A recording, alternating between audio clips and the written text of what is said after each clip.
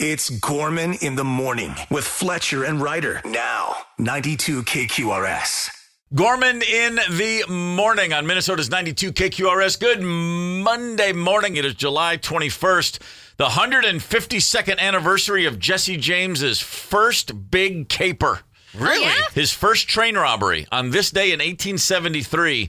$6,000, the report said. He stole $6,000. That's a lot of money in train robbery money. Hold on. In what the year? truth was, it was more like $60,000. The train company didn't want people to realize they carried that much money. 1873.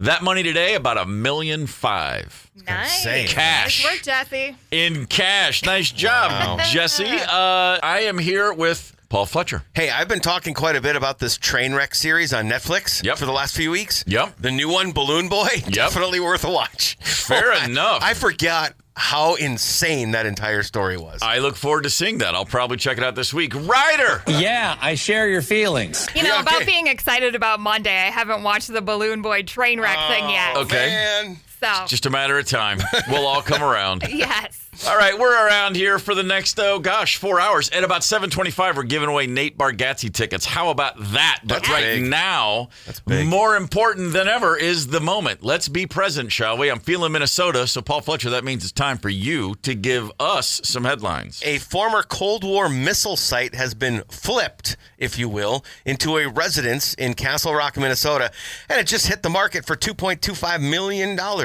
Really? Yeah, it's going from defending Soviet missiles to hosting family gatherings, potentially. This property features 11 building structures, featuring a renovated main residence and guest house, boundless potential for a family compound if you're in need. Okay. There's even a mess hall with a commercial-grade kitchen and, of course, an underground bunker and safe house that they say is ideal for, quote, doomsday preppers.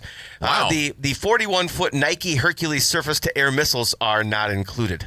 Well, what's the point? I Yeah, mean, if you're not throwing in the missile. then you're just dealing with all that mildew and no reason to come on. So here's my thing. Like, I looked at pictures of the presentation, the listing, I guess. Yep. And it's gorgeous. What they did with it is amazing. Do you want to live on a former missile site, though? Land is land. They're not making more of it. That's true. Yeah. Get it while you can. It's a super unique setup, that's for sure. British researchers just unveiled a new kind of robotic skin that can actually feel. We're talking pokes, burns, even cuts. Yeah. The stuff is made from a soft gelatin-like material and has a simple system in place to detect a wide range of sensations. It's a big step toward giving robots a more human-like sense of touch because cutting-edge designers are discovering that the future of robotics isn't just about speed and strength. It's about sensitivity, too. The last thing we need is robots to be more human. I mean, let's keep them clearly robots. Let's not do anything that could ever possibly one day lead to there being confusion. I've seen They Live with Rowdy Roddy Piper, and I don't want to live it. Yes. Just saying. I love They Live with Rowdy Roddy Piper. Please rewatch if you haven't lately. The greatest fight scene ever. Yeah. It's like a 21-minute fist fight in the theater in real time. I was like, I can't believe this is still going on. What a great movie. A Delta connecting flight had a close call on Friday at Minot International Airport in North Dakota. A close call with a B-52 bomber. Oh. Yeah. Oh, no. Yeah. SkyWest Flight 3788 operating as a Delta connection from Minneapolis to Minot did land safely in Minot after being cleared for approach by the tower, but performed a go-around when another aircraft became visible in their flight path. SkyWest says they're investigating the incident. Yeah, here's the pilot talking to everybody on the flight real quick. Sorry about the aggressive maneuver. It caught me by surprise. This is not normal at all. I don't know why they didn't give us a heads up because the Air Force Base does have radar, and nobody said, hey, there's also a B-52 in the pattern too. Long story short, it was not fun, but I do apologize for it, and thank you for understanding. It was kind of not a fun day at work. Not a fun day at work, he says there at the end. I would appreciate that if I were on that plane. I'd be freaked out by the aggressive move, the go around. But then what you're left with is I had a go around last year. Not a word from the pilot ever. It's like, dude, what happened? What was this? Right. I'd like to hear. So good for him for spilling the beans. And pilots have such great calming demeanors when they're on the mic. You know, it sounds like he's reading a story to his child. You could tell he was there's a much longer clip. You could tell he was real irritated with what was happening at that tower. He was irritated. I was on a Virgin Atlantic flight, so a British airline, and had to go around at Heathrow. And the guy came on and he said, among other things, he very calmly said, Upon arrival, I noticed another plane on our runway, and I thought it best to avoid contact. And I was like, wow, the Brits are just super cool. Yeah, right? Best to avoid contact. I just a moment ago saw a post that said there's more audio from a passenger, and he does say, the pilot also wanted to say, for those of you on the right-hand side, you probably saw that airplane kind of sort of coming at us. Yeah. Ha! Yeah. By the way, this is when it's good for the other plane in the story to be a B-52, because as we learned with Captain Sullenberger, waterfowl can bring a plane down. Sure. Right. Small planes, you might not see it. At least for the B-52, it's ginormous. And No the guy was mistake. like, holy crap, look at that huge plane I'm going to avoid now. Just looking for the silver lining here. Yeah, and there are two things in play here. They were going into like the commercial airport, and then there's a military base, so they're kind of had two towers. And at the commercial base, which I guess does not have radar and they're just purely operating on what they can see. Out of the tower, they told him he was all good to go. And then they said, no, wait, turn right, turn left. And I think there was just a lot of confusion there. Sure. And the pilot was curious why the military radar didn't jump in and say, hey, watch out for this giant B-52. I wish they had said that, and I wish they said it in that tone of voice. Let's move on, shall we? Following a recent report that the Rolling Stones have been back in the studio comes an interesting message on their social media. A photo of Mick, Keith, and Ronnie is captioned with, quote, when you think the party's over, but it's only just begun, which is a lyric from Whole Wide World off their last album, 2023's Hackney Diamonds, followed by, quote, still rolling. So the questions are endless now. Have they finished a new album, which they're going to announce soon? Is there a European tour, but they opted to go back in the studio? Is there a world tour coming, being they used the lyrics from Whole Wide World? We asked their spokesperson was asked if they had a plan. They responded with, nope. Stay tuned. After all, they are still rolling. That was the exact response. Wow. Okay, then. They are still rolling. They are. You know, Keith, but as early as like the early 70s, he was saying, I'm going to do this till I drop. I don't think anyone really thought that was like possible? To be taken seriously. Okay. Like, no, he meant it. No, I'm just going to, hey, you'll have to take this guitar out of my hands. And boy, they're going for it. Good for them. Yeah, absolutely. Why not? You know, but when you've been playing stadiums around the world for the last 50 years, why would you stop? Sure. I mean, what else are you going to do? Come. What else are you going to do? There's only so much, laying around in the hammock you can really enjoy. There's only so many other activities you can do. There's only one way to get that actual shot of adrenaline that I'd like to put that to the test, the laying in a hammock thing. I'd be happy to try a lot of it. I'd be thrilled to try it. But I just don't think the yoga classes are doing it quite like the gigs are for these guys. Fair enough. And they have they're one of the a handful of bands that can still just keep doing it. So yeah, absolutely. Why would most bands should quit by now, but the Stones are the exception. Yep. No reason to. Astronomer CEO Andy Byron has resigned after the biggest kiss cam incident in history, pretty much. Yep. Astronomer's board of directors announced over the weekend that they had accepted Byron's resignation and would begin looking for a new CEO. In case you missed this, during a Coldplay concert in Boston, Byron and a woman believed to be the HR executive, Kristen Cabot, appeared on screen during a kiss cam segment and immediately hid their faces, prompting Chris Martin to joke that they were having an affair.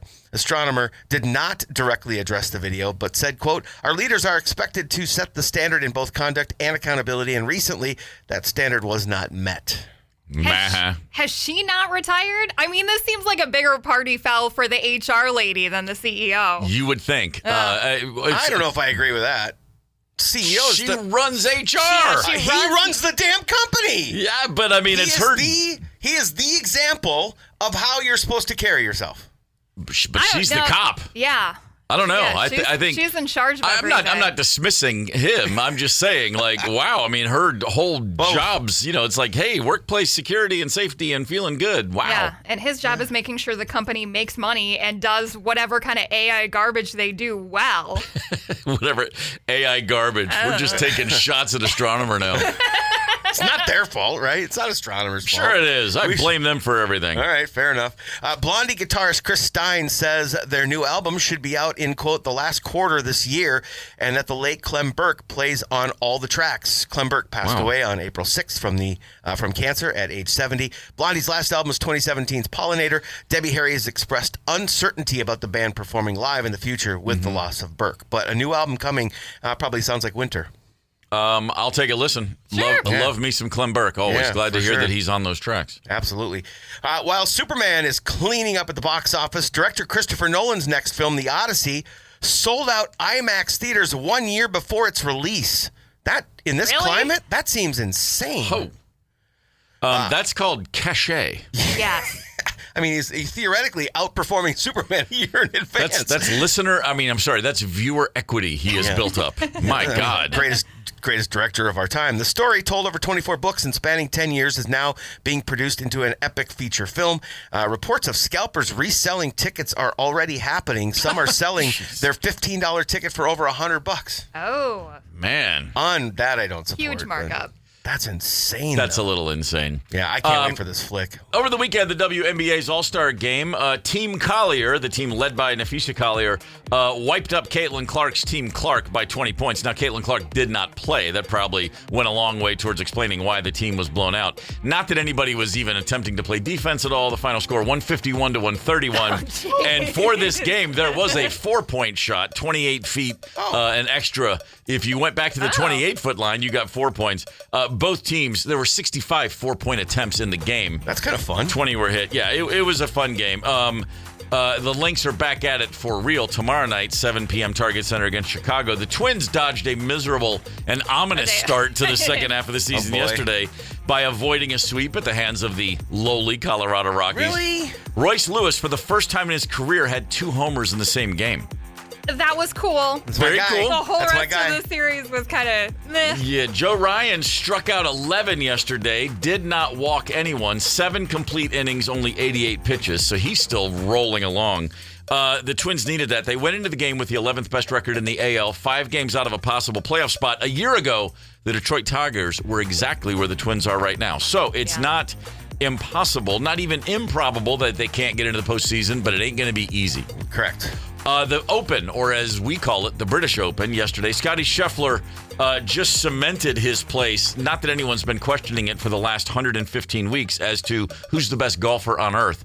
115 straight weeks as the top-ranked golfer. That is his 4th major. He's basically dominating at a level, as much as it sounds like hyperbole, it's not when you look at the numbers, not since Tiger Woods in his heyday. Okay. So right now, Scottie Scheffler is truly making history.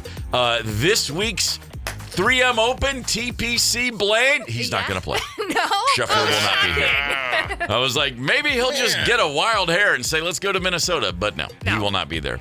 But, hey, hope springs eternal that he'll be there next year, I guess. I don't know. But he's pretty special. And it was great to see him win that tournament easily over the weekend. New Hope, Minnesota. Glad to have you with us, New Hope. Back in the day, when we played against them in hockey, we called them No Hope. But oh, really? Happy to call them New Hope now. All right, New Hope. Bouncing back. Plenty of hope. Some shape. Tons of 30 hope. years later. Man, of course. Don't get me started. I got there's some small towns in Kentucky I'm still pissed off at. Trust me.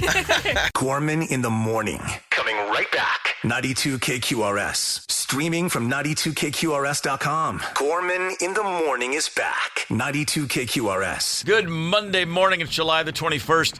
And man, this Coldplay thing just ain't going away.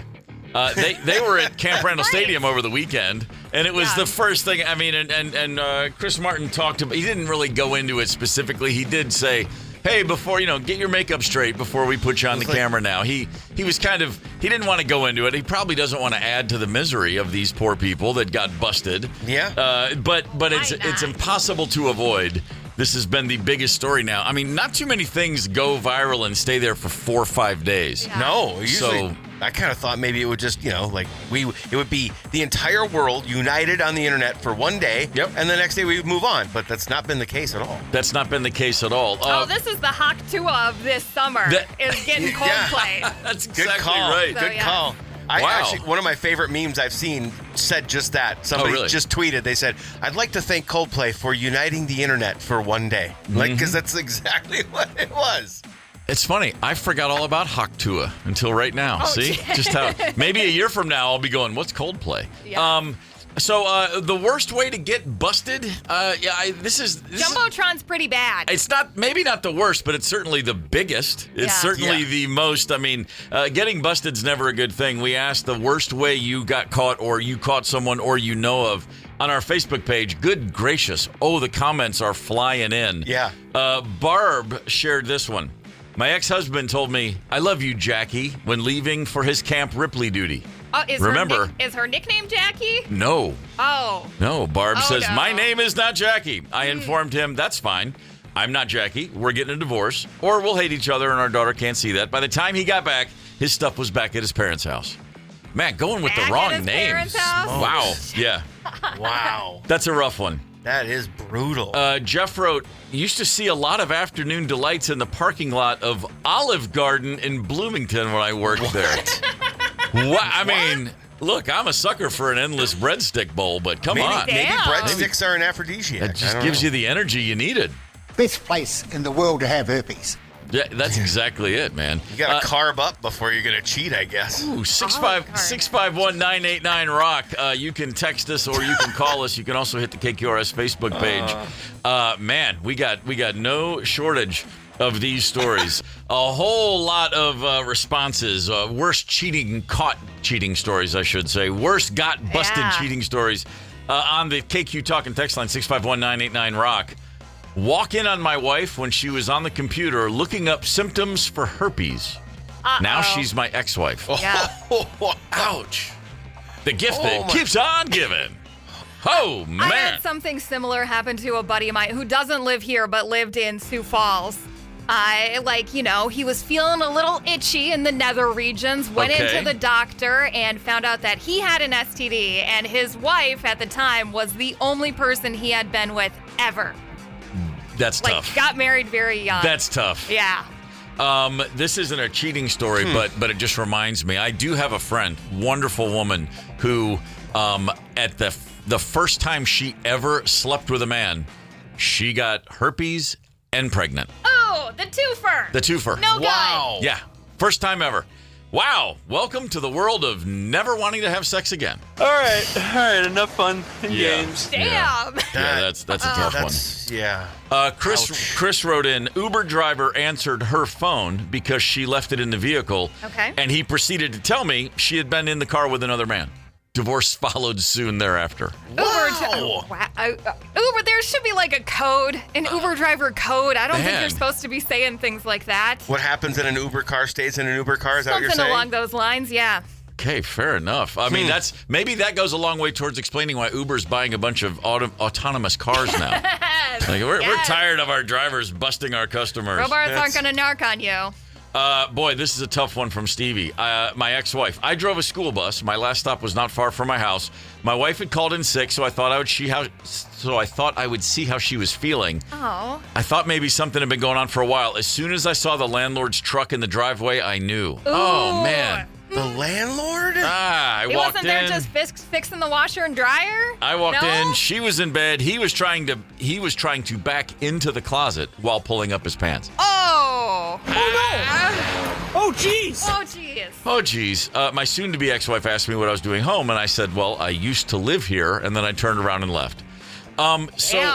Quick question. If you're the landlord in that situation and you're getting busted, what do you think's going to happen? Are you actually going to successfully find yourself into the closet and not get caught?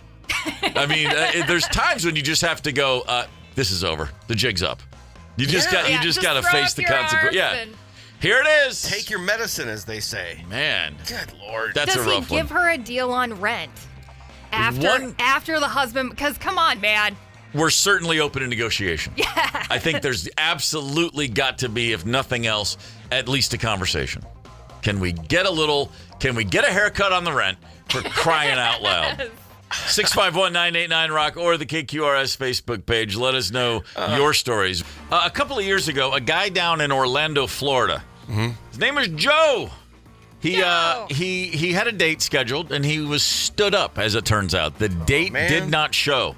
And so he went into a bar at Disney World to get drunk and just forget all about it. Of course. And while sitting at a bar in Disney World getting drunk, it occurred to him, hey, maybe there's something here. Maybe I have an idea. Maybe I should develop an app for people like me who love Disney to meet up with someone else. Long story short, a new dating app is being launched. It's called Single Riders. And it's for... That's rider with an I not a Y. Rider. Can we please distinguish? Single Riders. It's a way for Disney adults to connect and see if there's a spark.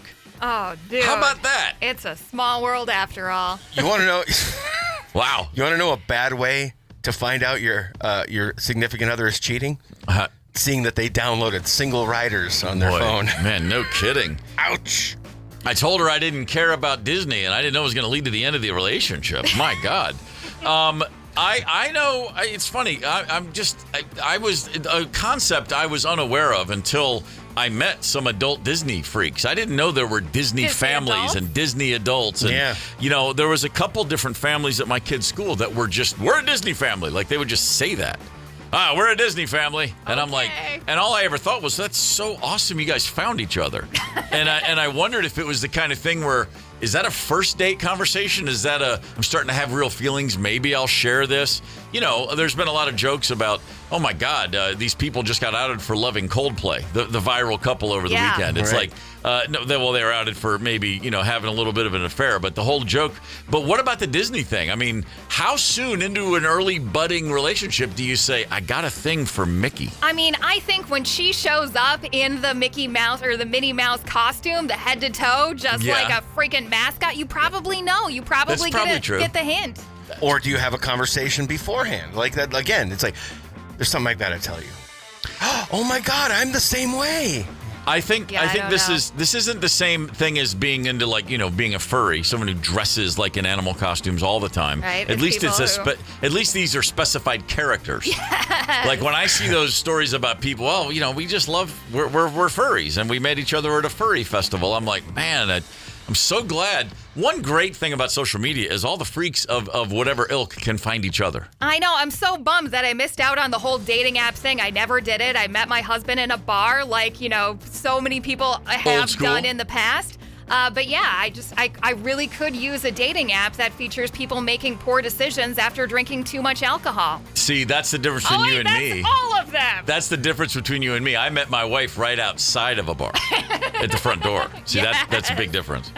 I wonder if there are lines in role playing. I mean, like, can one dress up as Jasmine and the other one as Shrek, or is that like gonna upset their Disney sensibilities? Messing up the fan fiction there, I think.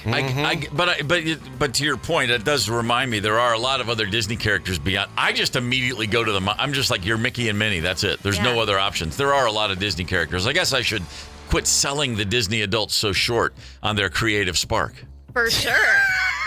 I mean, this is leaning in towards LARPing too. The live action role playing. Yeah. I've spent years watching medieval sword fights. In a field near where we used to live, and I would just every Sunday I would just watch. Basically it was like going to that medieval times, but just out in a field. And I'm like, wow, you guys are really going for it. Yeah. Every week in and week out, LARPing.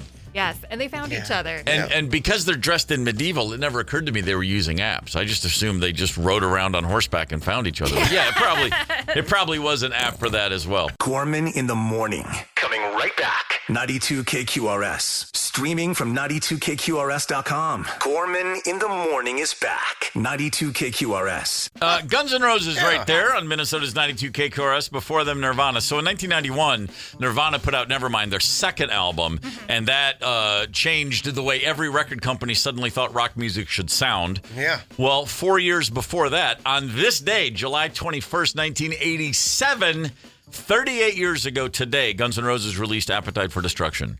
And that did not have the same impact, at least not initially. Nirvana went from release day to number one album in the country in about 4 months. Took Guns N' Roses. That's very fast. Took Guns N' Roses a year. Wow, at least to really kind of take over. So it came out in summer of 87, and it was the summer of 88 when the Paradise City video was, you couldn't get away from it, Sweet Child of Mine following that. So yeah, when Appetite for Destruction was released, the initial response from like rock radio and MTV was, tepid. Whatever. Tepid. Really? I heard Appetite for Destruction very soon after its release. I mean, it had probably been out less than a month, and I knew one guy that was like, you got to hear this record. And I put it on and was like, okay, I mean, yeah, I didn't like Axl's voice too much. It wasn't my vibe. And it was a little harder than most of the stuff I listened to.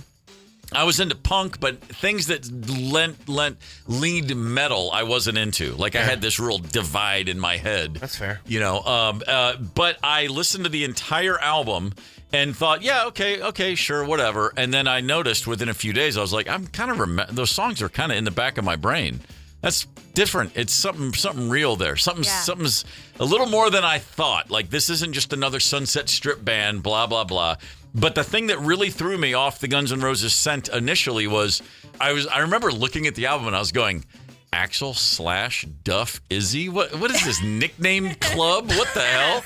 I just thought it was so stupid, you know. Care Bears? What's going on? Exactly. Like, what are we doing here? And then the drummer, Steven. Yeah. It was like they couldn't come up with a nickname for the drummer. Come on, man. What is that? Could have called him Addy. Yeah. You know? And then almost like caricatures of themselves on the cover, right? And lo and behold, within a year, they were like cartoon characters. Mm-hmm. I mean, they were iconic all over the world.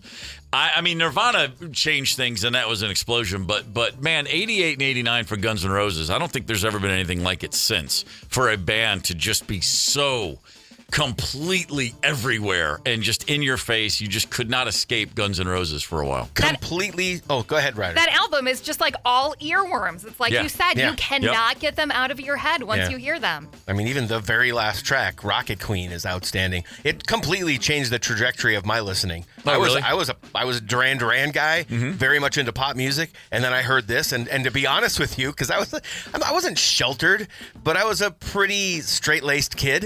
When I heard Welcome to the Jungle for the first time, it scared the hell out of me. Sure. It was a sunny day. We were in our driveway, and a friend of mine who's into harder music plays. He's like, you gotta hear this. I'm like, what the hell is this? I wanted nothing to do with it, and then I went, oh, wait. Yeah, sure.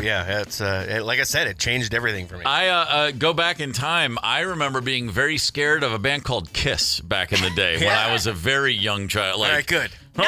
Makes me feel better.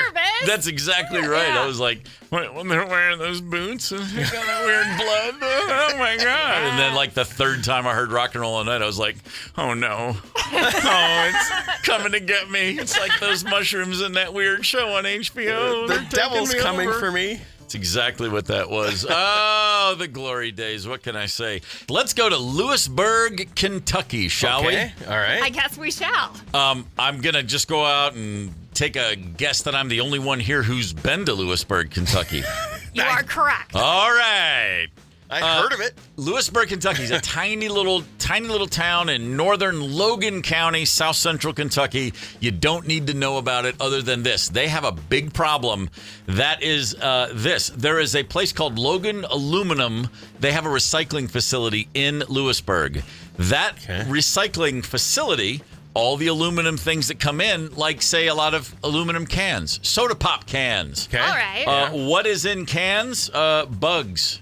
Vermin, insects, and such. I suppose the sugariness. The sugariness does. Sticky with soda, sugary beverages. They bring in not just gnats, but larvae of gnats. And so, long story short, this town is suffering from a gnat infestation. A legitimate gnat infestation. People have been complaining for years. Now they're finally getting regional and national media on hand. And the people that are going in to report are saying, oh my God, yes, there are gnats everywhere. Holy smokes.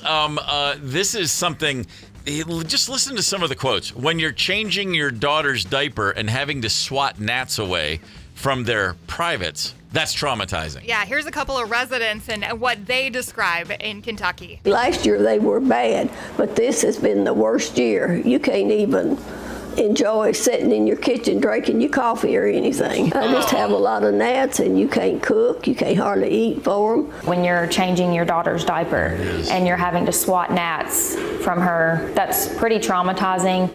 Ugh. Yeah, Wow. that's pretty rough. That's gross. Goodness. The worst thing I encountered when changing my children's diapers was the diaper itself. Yeah. Just what was going on down there. Mm-hmm. Add in gnat infestation, and man, you've got a problem. But many residents are saying they, like you heard, but like cooking becomes out of the question. You don't dare put food out. It's just covered in gnats right away. Oh. This is an incredibly traumatizing thing to experience. It's upsetting to even think about. If it were anywhere but Lewisburg, I'd feel even worse because I used to have to go play basketball there, and they cheated. That's just small town, old home cooking in a bad. Don't even get me started on Lewisburg, Kentucky. They cheated? Wow. Okay, listen, Lewisburg, Kentucky, tiny town. When I was in high school, a lot of towns in Kentucky they hadn't consolidated all the counties into big county schools. And so you'd have these rural counties with these little towns of 5,000 and 6,000 people that all had their own high schools still. Yes. So Lewisburg was one of those towns. Okay. I'd go play high school basketball in a gym that the court itself was much shorter than your average court because the gym was built in the 1920s. Okay. And so the baskets were hung on the wall. What? How? The backboards were on the wall. Okay. So if the ball would hit the wall, then it was out of bounds. Just picture that. And literally a high school gym full of people screaming at you. And if you drive to the basket and someone shoves you, you smash into the wall. You had to, if you had the ball out of bounds under the basket, you were leaning against a wall. Your butt couldn't break contact with the wall, or then you would be then it would be a turnover. They had so many weird rules. The heck? They had dead spots in the court. You'd be dribbling the basketball and the ball would not come up. It would just drop and sit on the floor, like barely bounce. And of course, the home team, Lewisburg, their nickname, the Coon Rangers. They had a raccoon as a mascot. A trash panda. They knew where all the dead spots were. You couldn't win a game there to save your life. It was impossible. The gym was the court was so short. You had 3 half-court lines. Don't get me started. Okay, but so here's my best thing about Lewisburg, and then we'll go back to the Nats. Junior year, I'm guarding a guy with bright orange hair, carrot top, like crazy hair, and braces and a lot of weird stuff in his teeth. And we were lined up at the free throw line, like, getting in the rebound position, free throws. And we're just standing there. And, every now and again, you'd talk to a guy on the other team in a moment like that. And this kid looked at me and he said, "Y'all got a movie theater?" And I said, "Huh?" He said, "Y'all got a movie theater in Hoptown?" I was from a town called Hopkinsville, which is called Hoptown to anybody from Kentucky. Of course. And I said, "We got 3 of them." And he was like, he couldn't believe it. And he said, "Y'all got McDonald's?" And I said, 2 of them. And he was like, "Oh my God." I mean, he thought Hoptown was like New York City. So it was just kind of a funny thing, weird interaction with this guy. A year later, I go back as a senior. And I go out to jump center to start the game because that's how small my team was. I was the center. And who's the ref? That orange-haired kid from a year earlier. He's the ref. He's 1 year out of high school. And then he looked at me with a big grin and goes, "You remember me?" And I fouled out of that game real early. He just completely destroyed us. Oh, man. You didn't bring him any McDonald's? If I had known. You should have bribed him with some fries. If I had known he was going to be the ref, there would have been a quarter pounder with cheese in the bag. Okay, so is this Hoptown's revenge against whatever town in Kentucky this is? Is this the long play? Are you wishing gnats on them? Is that it? I'm not going to claim that I have any inside information into how this happened. I'm simply saying the people at Logan Aluminum, thanks for the effort. Wow, no. Ever had an infestation of it? I mean, that's a hard word, infestation. It's just gross. It implies so much more than just, I got a wasp nest in the ceiling. Right. Which I had that. Rosemary and I dealt with a house that had a yellow jacket problem, and it was over within a day. We discovered them. A guy came out. He took care of it. This gnat infestation, when you're saying the word infestation, you're talking...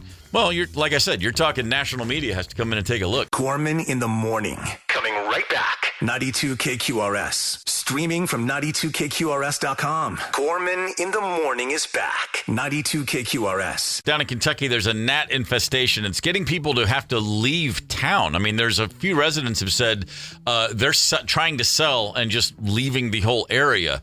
I mean, this is for a few years, a gnat infestation next to a recycling plant.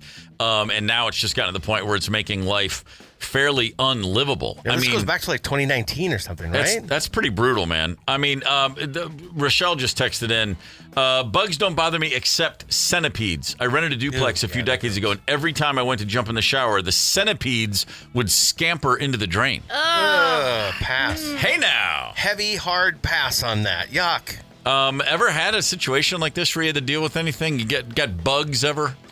We actually, in our current house, we deal with box elder bugs like every spring to a degree. Almost every home that we've had. I mean, they're pretty common in Minnesota. Okay. But for whatever reason, this home, almost the entire front of our house is covered with box elder bugs. And what's that? I know there's like a condition or something like that where when you see a lot of stuff, like whether it's maggots or whatever, a lot of things in a small area and it's all moving, it like kind of can weird you out, your senses, like a sensory issue. Okay. It's like that. That's how many we have. You know what I'm talking about? It's called a horror about? movie. And the box elder bugs, I know exactly what it's that scene. And there are a ton of places in Minneapolis where this happens. But it's that scene out of the horror movie where there's just bugs expanding over the wall. Ugh. It's like those photos of people at the beach in Coney Island in the 30s. You're like, how? You can't get one more person on that beach. Yes. I just Googled box elder bugs because I had no idea what you were talking about. Oh, I've seen those. I didn't know that's what they were called. And for anybody that's in the spot that we're in, because I'm guessing there are quite a few in the Twin Cities,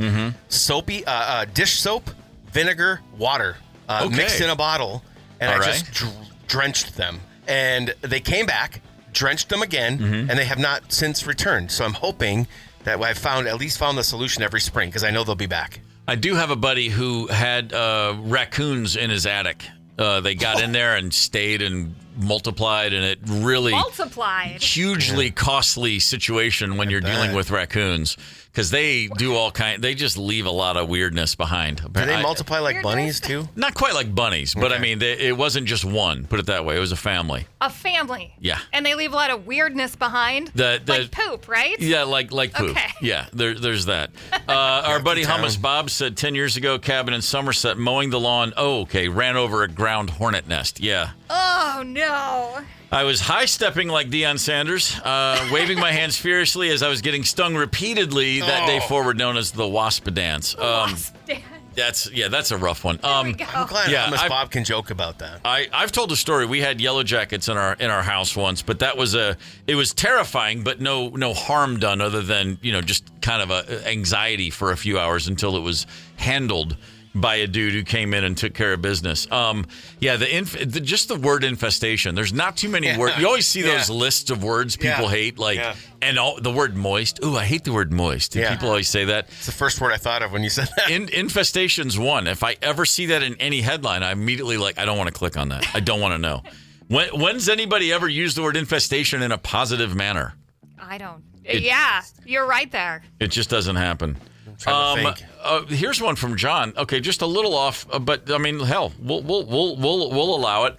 My wife has that with holes because of frogs that birth out of their back. What? Trypophobia. He's talking about what I was saying when you have a large grouping of things in a small area, and it's all like I think it's in 9 Inch Nails videos where you've got like maggots crawling on top of each other. And that it's a sensory thing, and that's exactly what John's talking about. Okay, trypophobia. Trypophobia is the fear or aversion to the sight of irregular patterns or clusters of small holes or bumps, but that can look like bugs can. Oh, okay, yeah. Now I'm looking at images of that. Gross. Now I'm getting a little wound up too. That's how many box elder bugs I would have in certain areas on the front of my house. Awful. It's gross. Disgusting. Amy texted in, we had bats in the attic. I had to sleep up there for 6 weeks, track where they were entering and exiting, and block out the entrance to be sure the space was completely clear of all bats. Holy smokes. That's a lot of bats. That's a lot of bat activity, I should say. I pick my nose a lot to keep all bats out of the attic. Yeah. And then Chris from Bloomington was an Army photojournalist. Large family of cockroaches living in a dark room. You turned on the white light, they would all run except for one. He would slowly walk away. There's always one badass cockroach. Cool customer, yeah. Yeah. Walked into a hotel room once in my life, and it happened to be in Moscow in Russia in 1991, which was still the Soviet Union. Walked into a room, turned on the light, and oh boy, were there a lot of roaches scattering from the light. Slept on a sofa in the hotel bar that night. Don't blame True you. story. We all did. Everyone's room's just loaded with cockroaches. All right. Let's talk sports, shall we? Okay. Yes. Or if you prefer, sports. I do prefer that. How about this? What is the best state to be a sports lover? What state would you like to live in if you are a sports lover? What's the best? A website has ranked all 50 states. They looked at stuff like how many professional teams, how many sports-related jobs are there, fan engagement. There were 20 total factors, 17 in addition to those. And they just came up with this whole ranking system. It's kind of sports interest and success, careers, access to sports, et cetera, et cetera, et cetera. Okay. I'm just going to get right to it. I'm not going to bury the lead. Minnesota ranks 31st of the 50 states. What? 31st. Come on. Seems high to me. It seems very high to me. Okay. Sports interest and success rank, the ranking was 8th, which is like, hey, that's pretty darn good. But the sports career and income rank down in the 40s. That was tough. And then access to sports rank, also middle of the pack, 26. I'm curious. This is a sporting paradise. Well, do we have so many teams that our attention is divided? Are we just overwhelmed as sports? You can't keep up with all the big four, and then we've got some killer women's teams who just win championships like nobody's business. Are we one of the smaller, bigger cities to have all 4 major sports? Well, you know what? You might think all this makes sense, but then when I'm going to give you the list, the number 1 state ranking is Ohio. Huh? I mean, I guess there's several cities. Now, you have Cincinnati and Cleveland with professional teams. But you know, I mean, New York, Illinois, California, that's your next 3. Those make sense. Giant cities, the biggest. But then number 5 is Indiana. Stop it. Okay. This is just, Who's your daddy? I mean, come on. Yeah, thank you. Okay. I'm bored of this list already. So you've got this, but there's a bunch of interesting little side notes here. Most sports and recreation charities per capita. California, Pennsylvania, Minnesota, number 3 on that one. Okay, good for us. Most sports and recreation charities per capita. That's a pretty good one. We take care of our own. Absolutely, we do. But here's what it comes down to. So we're number 31. Number 1's Ohio. The number 50 on the ranking, and it comes in 50 in all 3 categories: sports interest and success rank, sports careers and income rank, and access to sports rank. Hawaii. Oh, well, yeah. But you know what? Yeah. No one's sweating okay it. With that. They're just fine with it. They just because they don't care. They have other things to do. They have paradise to worry about. Every now and again, we get a team into a bowl, and we're good to go. You know, we'll go over to the mainland and play a football game on TV once every in a blue moon, and that's more than enough for us. Happy to be there. Wow. How are the neighbors doing? Is Wisconsin?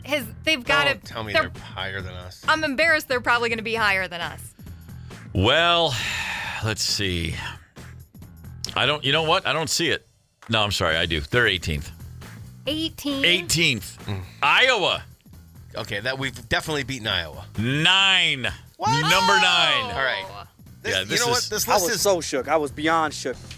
This list doesn't even make sense. I'm done. They got to be factoring college sports, too, then. The more we're diving into this list, the more I'm going to tear this up and pretend we didn't talk about it. Yeah, and I think this list is done by people who drink a lot. Well, I mean, any list worth the paper it's printed on is. Sure.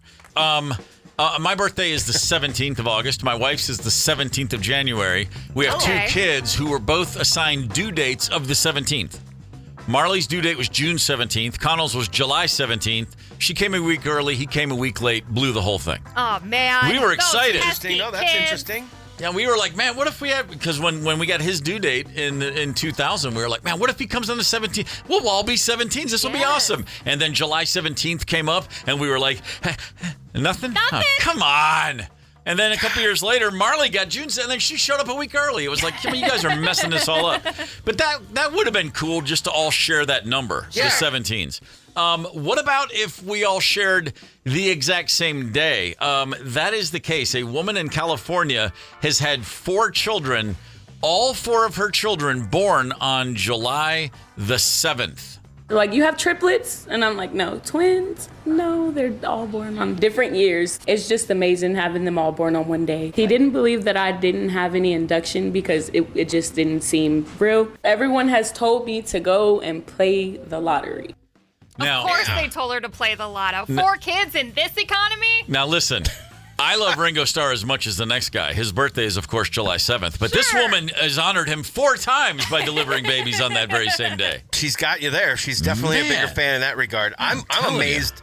The first thing I was going to say is she like once she got too deep, she's like orchestrating induce this, right? She says there haven't been any inductions. That's mind-boggling. You know, it's funny. I do have a friend who works for the Zildjian Cymbal Company in California, and she has a baby, and then 2 years later had a set of twins, and all on the same day. Oh, really? So it's it's 2 births, but it's 3 kids. The twins, of course, on the same day, but they match the same day with her first baby, which is always I was always like, wait. Did you do that on purpose? And of course, she's like, no, dumbass. Who would do that on purpose? Remember, last week we talked about shuffling cards. Yeah. And there being basically an infinitesimal amount of possible arrangements of the deck. This has to be like that times 10. It's pretty shocking.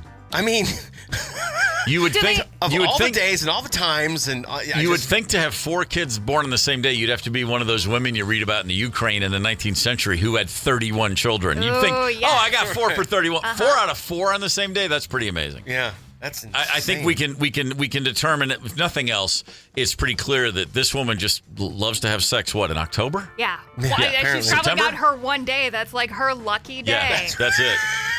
It's got to be this day. It's September 21st. You know what that means. Okay, here's your last word for today. In the year 1620, John Howland, a gentleman, is an indentured servant aboard the Mayflower.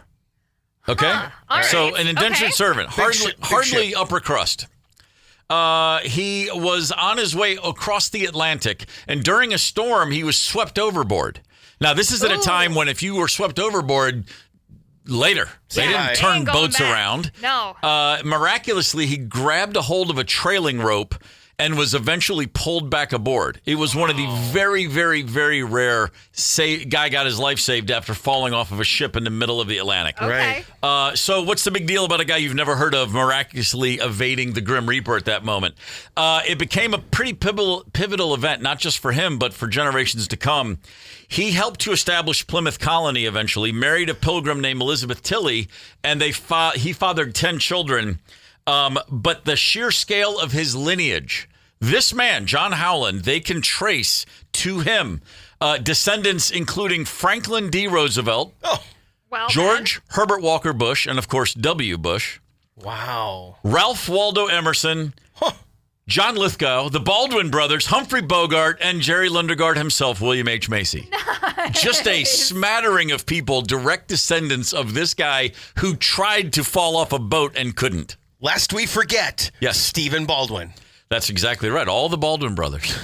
So how about that? How about the fact that now, and by the way, it is estimated that more than 2 million Americans can trace their roots back to John Howland. 2 million? 2 million. Busy. Jeez. It's very busy. That's what happens when you start keeping records in the 1600s of who birthed whom. I guess. All right, there you have it. Wow. So tomorrow on this very show, we're going to give away Rock the Boat 80s cruise tickets playing a game of WTF, Wisconsin, Texas, Florida. We will talk with Mike Mills, who is of course, founding member and a forever member of the band REM. And now he's in town Wednesday night with the Big Star Quintet at First Ave. Nice. Fletcher, what's coming up right now? That should be cool. We've been doing a Monday morning mixtape. I think I'll add one to the pile shortly after 10. Gotta get away by the Offspring, because I'm pretty sure those two wanted to get the hell away. That makes perfect sense. Pixies and cruise passes, commercial free just after 11:45. Gorman in the morning is also Gorman on the go. Get the 92 KQRS app and stream live or catch the Gorman in the morning podcast anytime. 92 KQRS.